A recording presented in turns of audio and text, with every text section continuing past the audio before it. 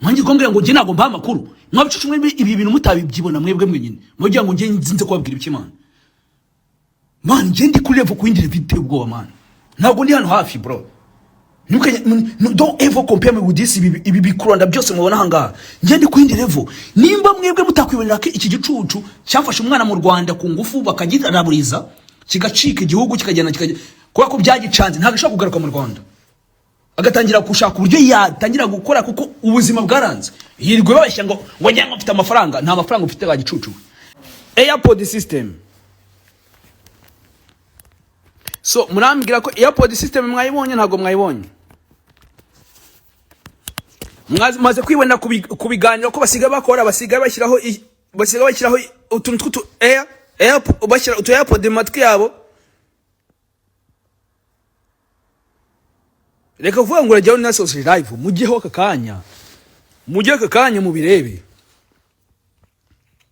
Nubwo ari ngo ngurumva bavuze ngo Hamisi na Jori ngo n'umuherwe muri Tanzania bamaze kuba engaged.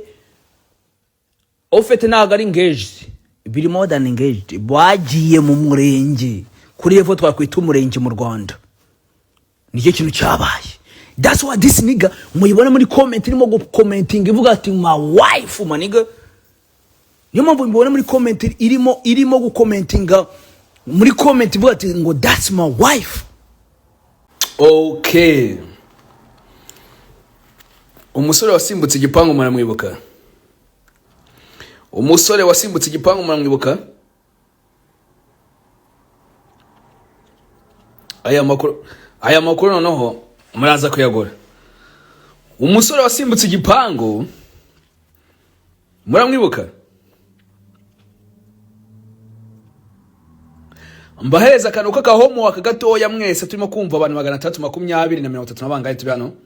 Ngiye kwa ga homework kugira mubone ko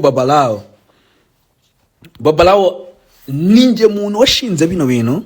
Ninje muntu ubuzi iyo biva niyo bijaniye ziranzere ziyo zisakoza zose mbabe yose raporo bazinzanaho ko at the end of the day ku munsi urabona nko kuno perezida w'igihugu yaba yicaye mu biro abantu ibyabaye ku munsi wose bakazana raporo muri quartier ziranzere zose zigwe zisakoza iyo umunsi urangiye banzanira raporo akamwe ati ngo zino byabaye ngo ubu ngo uyu munsi ngo byavuzwe gutya byagenze gutya ngo kanaka yavuze kanaka byagenze gutya ngo niyo mpamvu ngo tukubwiye ko bigenze gutya na gutya ngatamenye what to do. Uzi mpamvu ninje papa wa game. So anyway byakato tubiretse nuba ngo ino ngiye mu kugira ngo mbe papa wayo ntago ari ngombwa ngo abantu bare bagira gute nagaragaje ubushobozi yuko ari nje uyoboye bino bintu. So reka dukomeze. Sipango muramwibuka. Sozi ko batubwiye yuko musubize maso inyuma mwibuke ya video batubwiye yuko nkuko twayibonye twabyizeraga batubwiraga yuko ngo hari umukobwa wafatiwe mu gipango ari kumwe na Sabe uwo mugore akaba wa mugore umwe muri za mpanga zibyina muri rya torero.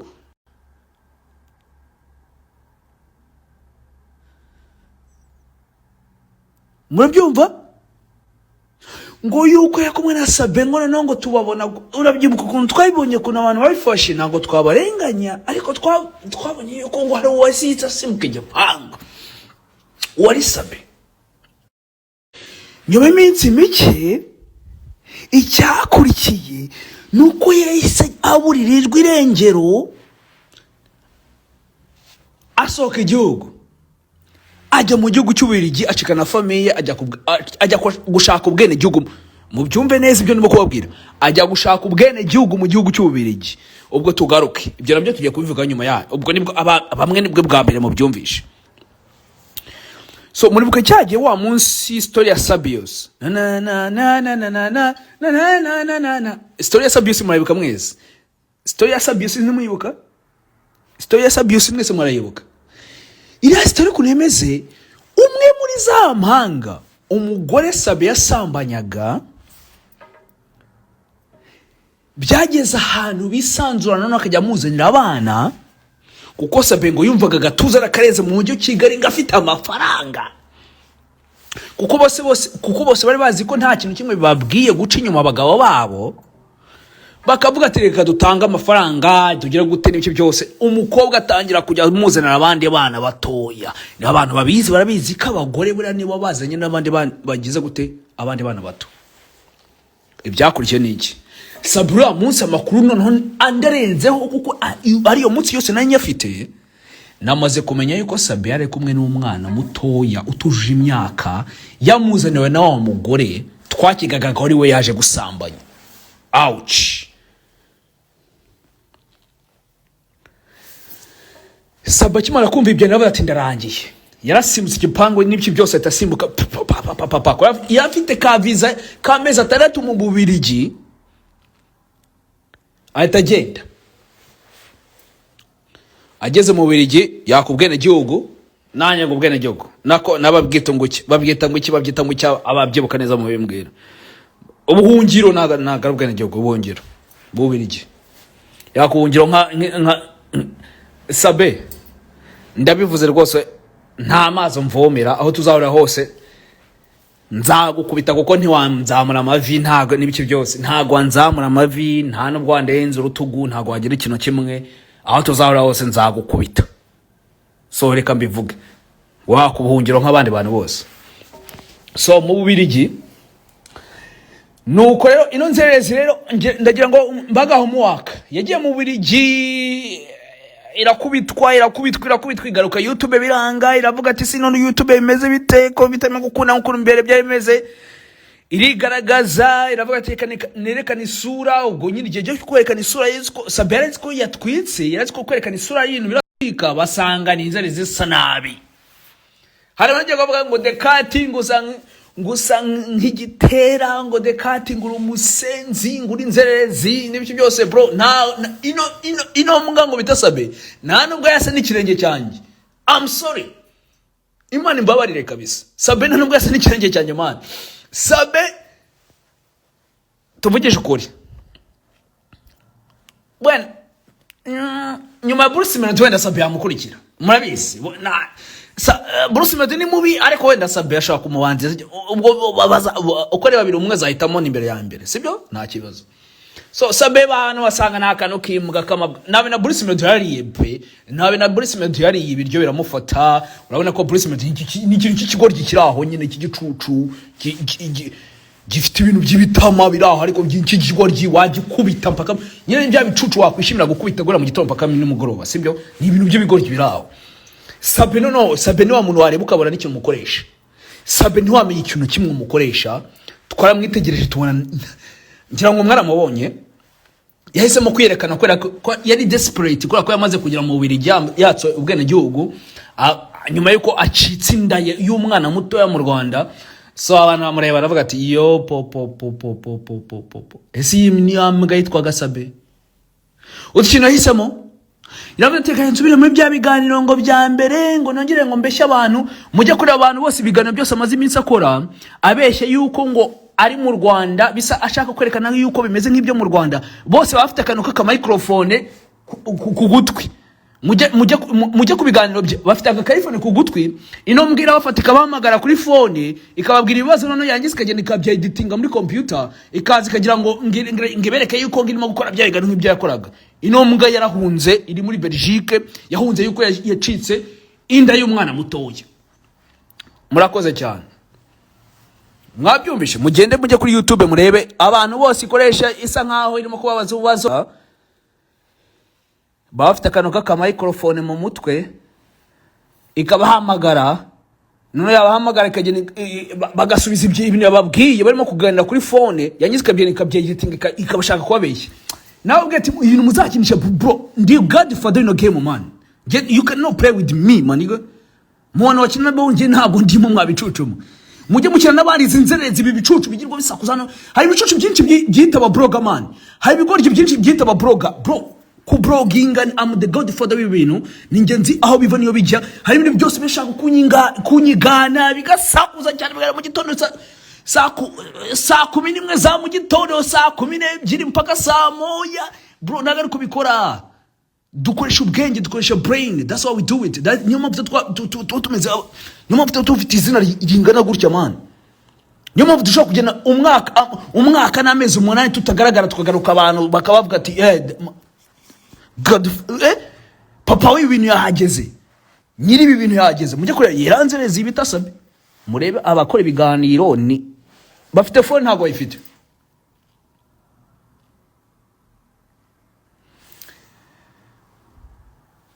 Mujye kureba kuri YouTube ya Sabe, mureba izi niga zisigaye zikora ibiganiro ko zidafite akantu k'umweru mu gutwi, ziragafite ntago zigafite. Mujye vuba mumbwire yes or not, mujye vuba.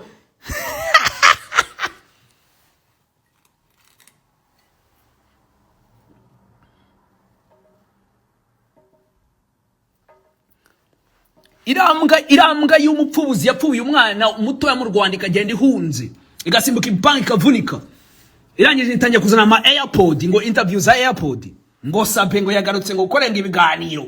Imbwa iri muri Belgique yatse ubuhungiro, irimo irakora ama interview ya kuri AirPod man, mure mu gutwi kw'inzere zinimwe baganira, ibifite kantu k'umweru mu gutwi, barimo baganira kuri telefone. Bro, don't play with me, maniga. Ntago ndi umwe mu nshuti zawe man. Niko bimeze naga ariko bimeze.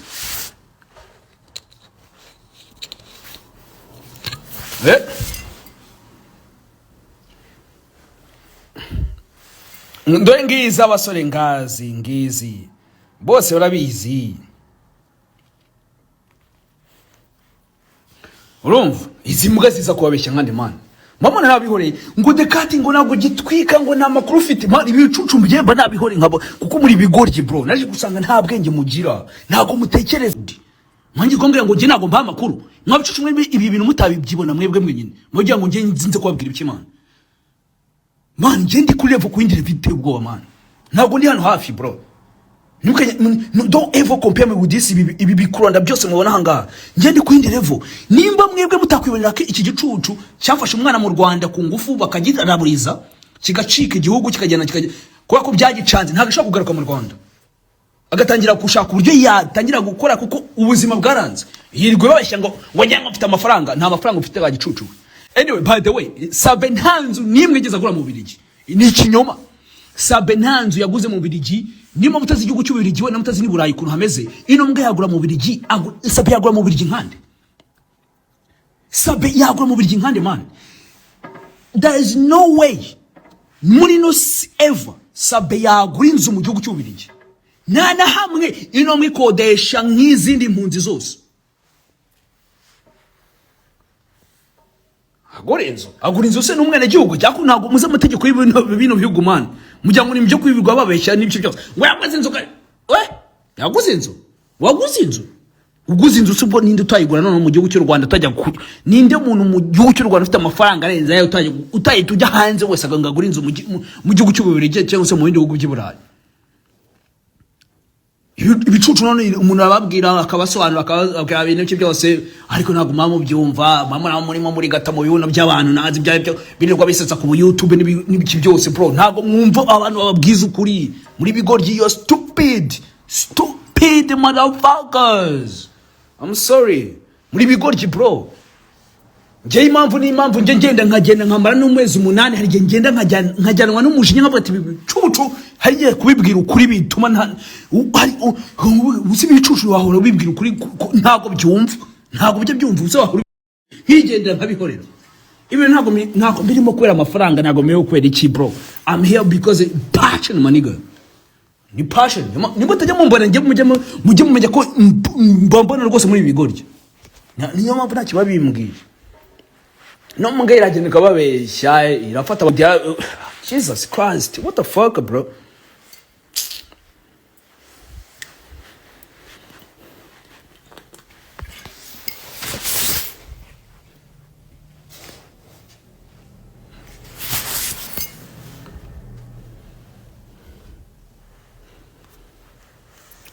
Asubwo muzamenye ubwenge ryari man. Mugabanye ibintu by'ubugoryi bro.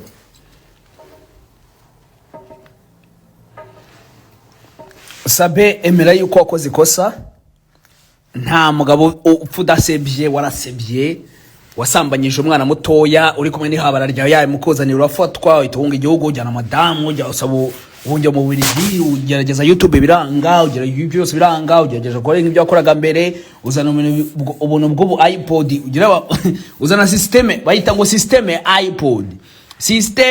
iPod kwa Sabi umuntu wese barimo kuganira wifite ngo systeme iPod mwabivumbuye afite akantu k'umweru mu gutwi none ibi bicucu ibi bigoryi byose bijya kugana nawe nabyo mujye mubibaza mu bwete mwabicucu namwe tumaze kubavuma ko muri bigoryi bijya kugana nawe bikagenda bikijijishe bikaganira nkaho bari kumwe ari babiri byangiza bigataha bijya nkaho baganire nawe nabyo mutangire mu bihate fire ibi bigoryi nabyo mutangire mu bihate fire murumva kuko umuntu wasambanyije umwana niwe mugome wa mbere muri nosi umuntu wasambanyije umwana niwe mugome wa mbere muri nosi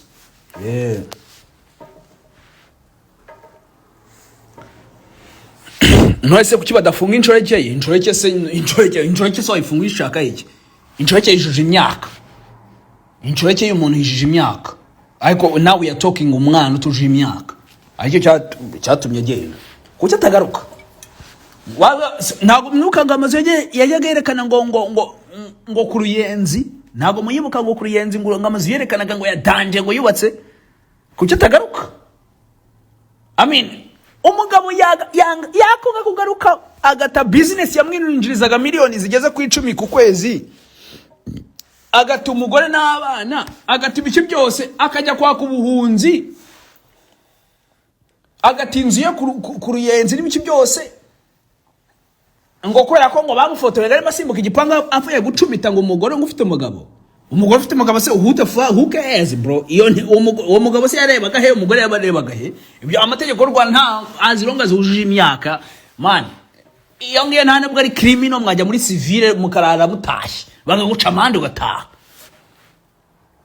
nose mukeka ko sabari kigurye nuko azi byakoze azi ko yafashe umwana ku ngufu muto ituje imyaka yamuzaniwe na mugore ahubwo kiragiye ikintu kimbaje nuko tutamenye neza what was going on actually itwamenye nyuma man urumva arabana babika makuru mukayamenya kandi yanyuma ariko amahirwe tujye tuyavana kuri source ino mbwira bigeni kafata ubuntu bw'ubunuza bwo ngo AirPod system ngo mukoresha AirPod mugakoresha AirPod bagakorera ama interview igihe kirageze birabi aho ufite igihe kirageze rib igihe kirageze birabicano iki gicano naho bigeze iki kicana igifunge burundu cyitwa n'uzi Nyarwanda kuko nako ingesimbi kuko twamaze kubibona yuko ikibazo kirakomeye cyane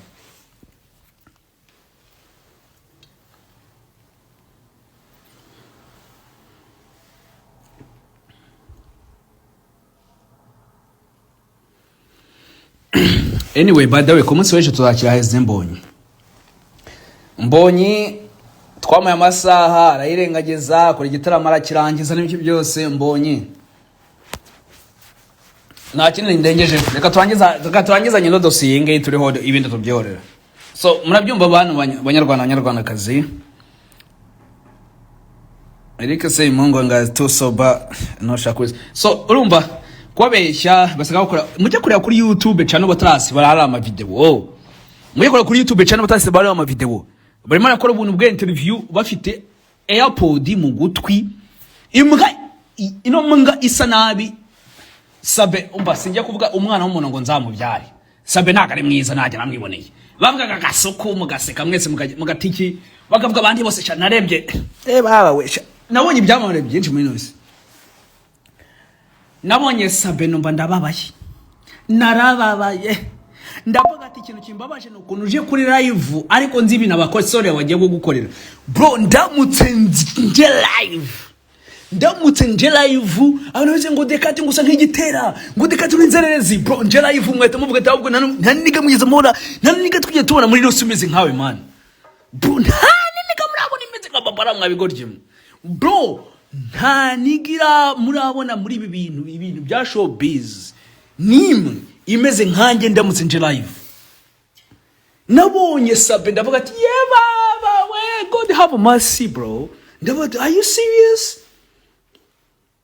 ndavuga uri serious man uri serious navuga ati nenzi ko Bruce Melody ari we musore mubi muri Kigali bro.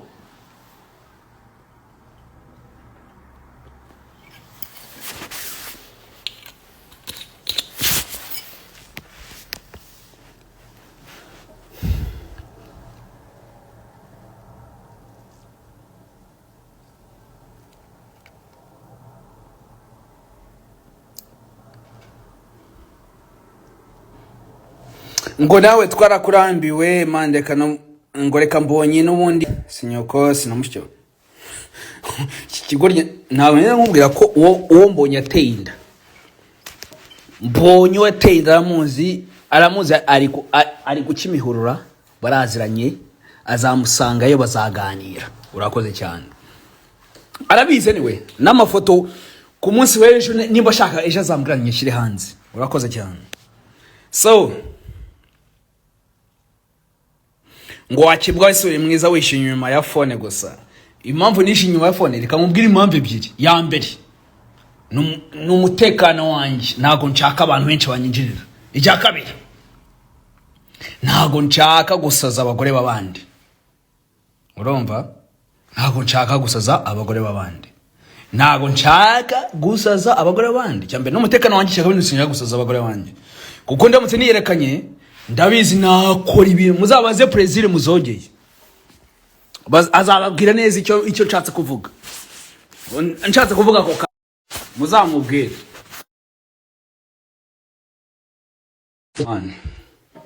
nta makuru tuba dufite. Ese mwagiye kwa Sabe ibyo nababwiye mwabibonye? Mwandike yes nimba mwabibonye kuko nago nyize mbona munsubiza yes ibyo nababwiye mwabibonye ituntu Airpod system mwayibonye? Yes Airpod system mwayibonye? Yes muzamure mumbwire yes mumbwire yes Airpod system.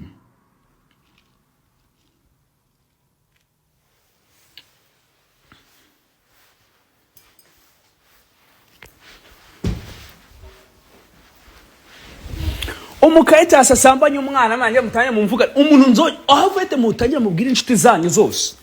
Umuntu uzonye kubona yumva ikiganiro cya Sabe tuzamenya ko kiyikiye Airpod system. Urakoze Airpod system. So murambwira ko Airpod system mwayibonye ntago mwayibonye? Maze kwibona kubiganiro ko basiga bakora basiga bashyiraho utuntu tw'utu bashyira utu Airpod matwi yabo. Reka vuga ngo urajyaho na social live mugiyeho kakanya mubirebe.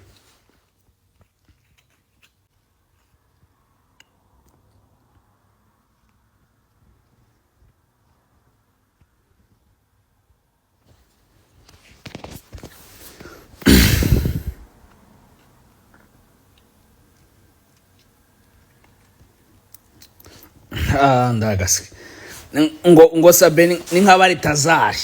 Oya Baritazari yari umusore ukomoka muri Guinea Equatoriale. Baritazari ya musore ushoboye akazi. Sabe nta kazi yarashoboye. Sabe yari umuntu ufite irari ariko nta kazi yarashoboye. Mugire iryo tandukaniro muri tandukanye. Iyo ugeze kugura abana b'imyaka iri munsi yawe itemewe n'amategeko ntago bushoboye akazi ntago. Baritazari utazasuzugura Baritazari man. Baritazari bigeze bamushinja umwana w'umunsi y'imyaka ingahe?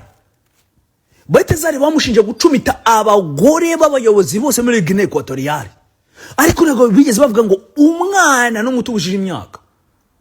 Hello, wake up. Nasoni ntuzanye kuvuga ibyo bintu. Kazica izina rya Baritazari hano turimo tureba man. Baritazari turabizi yakoze amakosa ko ntuzasuzugura Baritazari. Baritazari ni imbwa nk'ingi iyi ni gashuhe. Iziba zita gashuhe. Aka kaniga kagize amahirwe kabona uduntu tw'udufaranga mu gihugu cy'u Rwanda kubikoresha birakananira. Yaba ari umuntu muzima ntago yakagiye mu bana bari munsi y'imyaka bari vulnerable. Ariko impamvu yabagiye mwese mwarayibonye. Sabe ni mubi. nubwa mbe navuga ngo umuntu ni mubi, Sabe ni mubi. Ubwo namwe njye korera muri za komite mwashyizeho, Sabe ntago ari mwiza, ni mubi. Ntago mvuze ngo mubi mu mico, mu misugire, mu myifatire, ntago mvuze ngo ni mubi. Sabe you are done kuva uyu munsi. System airport yo none irakurangije, ntuzongera kugaruka. Niyo wagiraga ngo ikugarure ariko biranze, birarangiye. Ubwo nta kundi nyene urakoze. Aba tipe mara se tazare man.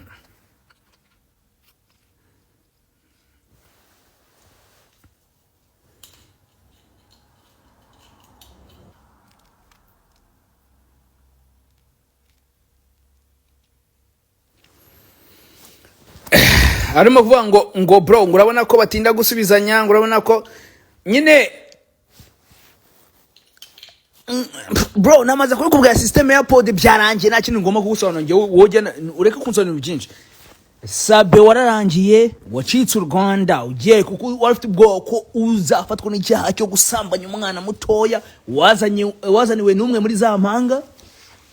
Ugezeyo utangira gukora YouTube rakunanira, uhitamo icyemezo kigoye cyane cyo kwiyerekana, uriyerekana abantu bwa mbere baragushima baguca amazi, nyuma yaho ikintu wahisemo icyemezo cyo kugira gute, wahisemo icyemezo cyo kugira ngo noneho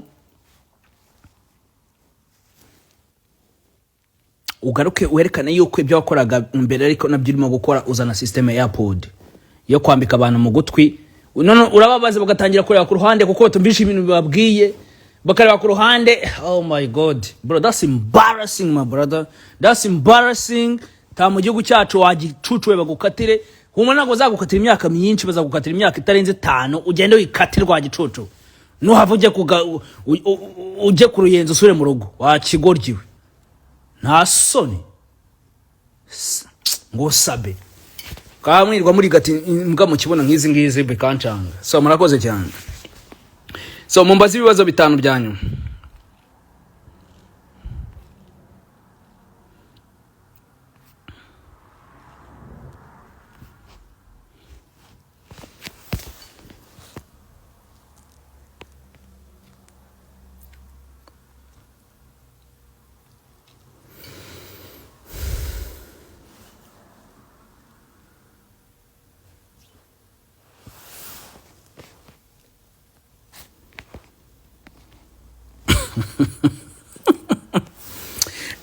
Wowe umukobwa bita Mutesi Jolly, murimo muranyumva ibintu ngiye kuvuga, muzamura ikiganza hejuru, mushyireho imiriro, mushyireho imiriro, mushyireho imiriro, mushyireho imiriro, mushyireho imiriro, mushyireho imiriro, mushyireho imiriro, mushyireho imiriro, mushyireho imiriro, mushyireho imiriro, mushyireho imiriro, mushyireho imiriro, mushyireho imiriro.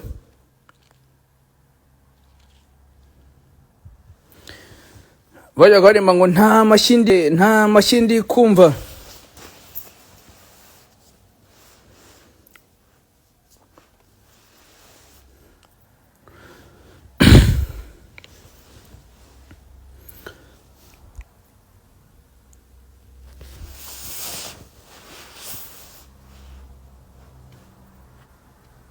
So murabyuka ushize nababwiye Hamisi umuherwe muri Tanzania. Noneho reka muri byane nababwiye byose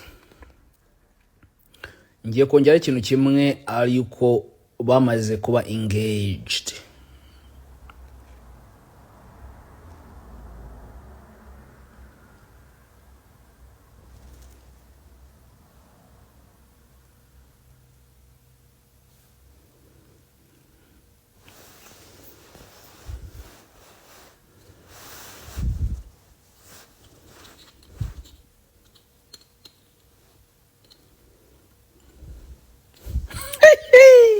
Mwabyumvishije? Nta nubwo ari ngo ngurumva bavuze ngo Hamisi na Jolly ngo n'umuherwe muri Tanzania bamaze kuba engaged. Ofete ntago ari engaged, biri more than engaged. Bagiye mu murenge kuri level twakwita umurenge mu Rwanda. Nicyo kintu cyabaye. That's why this nigga muyibona muri comment irimo commenting ivuga ati my wife my nigga. Niyo mpamvu mubona muri comment irimo gukomentinga muri comment ivuga ati ngo that's my wife. Ngo that's my wife. Uyu ni umugore wanjye. Niyo mpamvu mubona akomanta man. Ntabwo bafite kuko ibyo yakoze ziko bihari. Araza abakoboye abashyira hari n'ibiki byose. Amafaranga ngurumva ngo barishyuye ngo amafaranga barishyuye muri iki byo ngo bakoze kibuno n'ibyo byose birwa biyemeraho byose ngo amenyo bakabasekera. Muzafata amafoto y'ejo muri imyaka 2 ishize murene uyu munsi murebe n'abakire muri Tanzania ngo barimo gushyiramo ibiceri ngo bita basaidi. Noneho bari abasaidi bamaze kuba too comfortable bari marazaga ko bate ngo my wife bro, my wife asoni.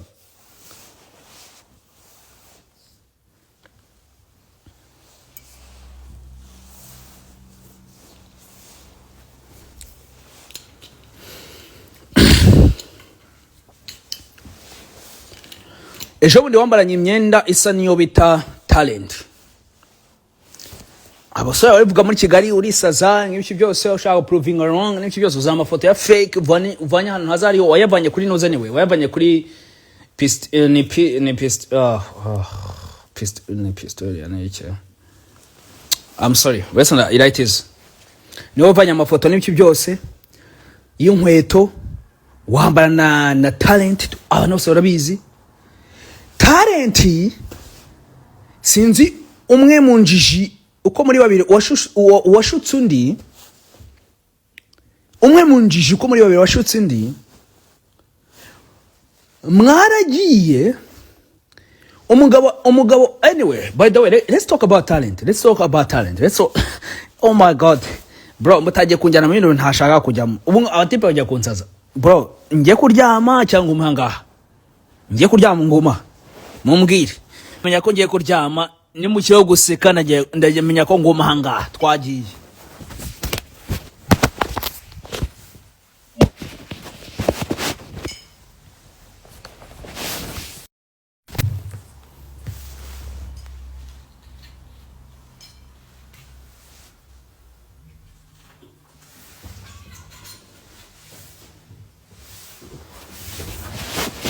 Oh my god, barashaka ngoma hanga. Barashaka ngoma nikabe story za talent. Umukobwa witaga talent yirirwa namutetse Jolly Jamona kuba ba posting utuntu twiki n'ibiki byose ba posting utuntu n'ibiki byose. That's the biggest scammers mu gihugu cy'u Rwanda zabayeho. Actually the biggest scammers. Aba scammer bambere babayeho mu gihugu cy'u Rwanda ni bara babiri. Nairobi bazaguskaminga, Niger bazaguskaminga, yaba Lagos, yaba Obono State, yaba Obi Adjacent State, yaba state yari yose muri Nigeria. Muje komasi muri Ghana bazaguskaminga, mugaruke muri East Africa baguskaminga, muzagaruka Tanzania Arusha baguskaminga, muje Uganda Kampala Entebbe baguskaminga. That's the biggest scammers I've ever seen in my life. Wabita talent ijyanye n'ibintu byo koza amamodoka kuyakanika kugibiki usanye kamodoka kawe kinjiza hano tugakanike tugatera irange uratwishyura ugende iyo modoka yigurisha ngahe tuyigure ibintu byose. Urumva he was a money maker, he had the money bro until he met this woman bro. Umugore mara linkinga Dubai every fucking Friday bro. On Friday he's flying to Dubai, she's flying to Dubai. The friends are ready to pick her up. Urumva nagari nakalu her friends, probably the friends reka tubigira gutyo ready to pick her up. Niki byose no bara popping a balls zigura ama million tabarika za munyarwanda buri boto imwe yemo. Umutipe muri Kigali ari marishura atazi ibintu gukora man. Umutipa yishyura ashaka ku maintaininga ubwo harimo na life harimo na bro. It was too much kujyana umusore yageze aho kugira ngo ameteringe life y'umugore bitagishobotse, atangira kwaka amakredi kugira ngo ametenge lifestyle umugore yamushyizeho, yaka amakredi atabaho kugeza ubwo ku munota wa nyuma kuyafodinga byamunaniye.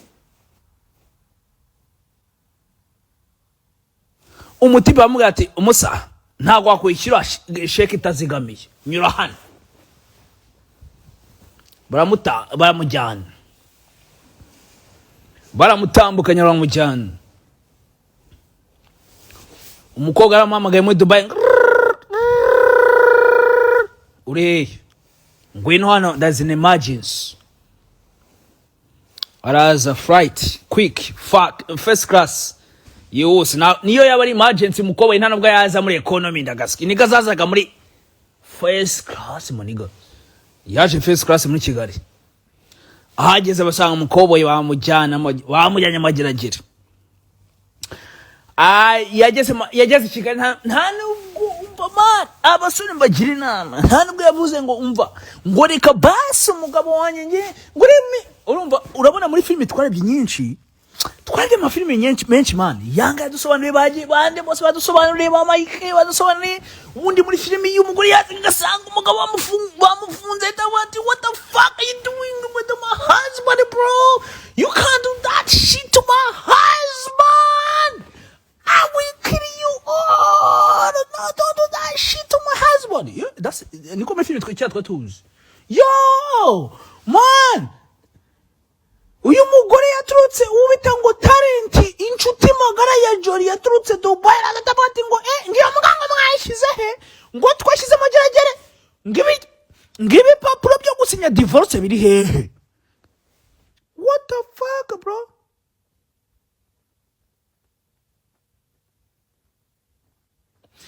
Ibi papuro byo gusinya divorce biri hehe?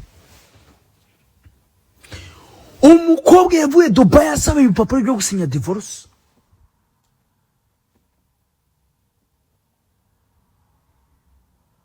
Iniga bayisanga amageragere, bivuga ati yo mageragere niga what the fuck, yo itebati ngo ngo who is coming to visit me, ngo someone is coming to visit you, ngo who is that, your wife. Niga celebra batamubwira ati niga you we are here for good news and bad news. Ngo good news nuko tuje kukureba, ariko bad news nuko tukuzana ibipapuro bya divorce. What the fuck nigga? Yeah, sinya divorce. Are you serious? Yeah, nigga.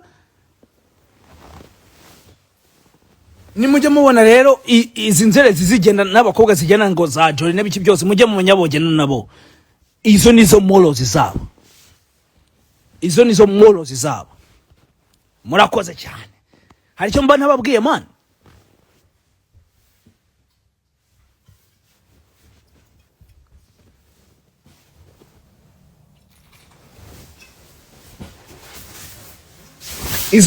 Nizo nshuti nibyo baganira.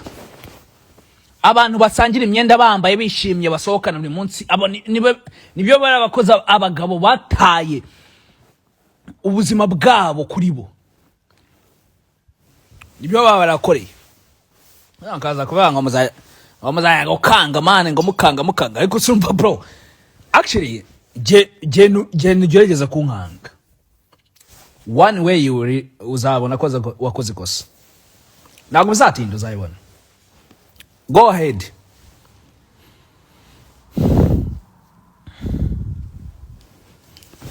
Mwabumvishe man, abanyirwa baweshe man. Niki? Knowless na Jolly batandukanyije uwo bita Evelyn wakoraga kuri ya televiziyo twemeraga nk'umu legend n'umugabo we man. N'abana byose batandukanye. Kintu kibaje nuko nyuma yaho gutandukana nabo byose nabo bahise batandukana. That's the new story sad. New story sad.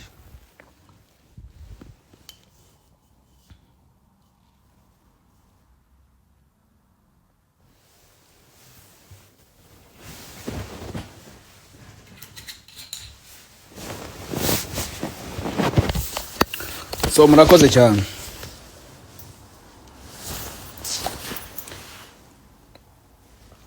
negereje I'm waiting for umunsi nigeza nyongoza ishaka ko inkuru zijya hanze izabyumviza inkuru zijya hanze kana nta kintu kimuzantwara urabizi ko nta kintu kimuzantwara muri nusi.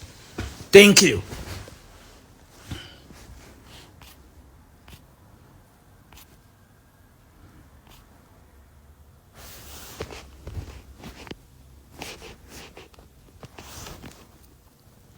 Agene Mombasa murakoze cyane ngiye gufunga live.